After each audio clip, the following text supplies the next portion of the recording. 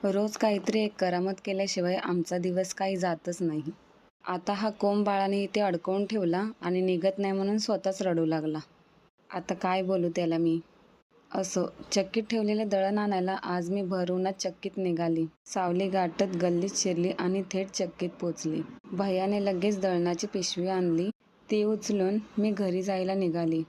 बाहेर एवढं ऊन लागलं होतं की लिफ्टच्या आत शिरताच मी आधी पंखा लावून घेतला. तेव्हा कुठे थोडा थकवा निघाला. घरी वाट बघत बसलेल्या माझ्या बाळाला सर्वात आधी मी कडेवर घेतलं आणि त्याची समजूत काढली. फायनली आज मी कपाट आवरायला घेतलं होतं. एवढा सगळा पसारा बघून कामाचा वेग वाढावा म्हणून एनर्जीसाठी मस्त अशी गाणी लावून घेतली.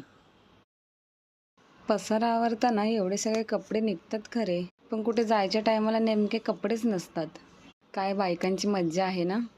आज आमच्या बाळाचे पूर्ण जावळ काढायचे होते, म्हणून बाळाच्या पप्पाने मशीन हातात घेतलेली खरी, पण मशीनच्या आवाजाने बाळ पप्पांच्या तोंडाकडेच बघत राहिला.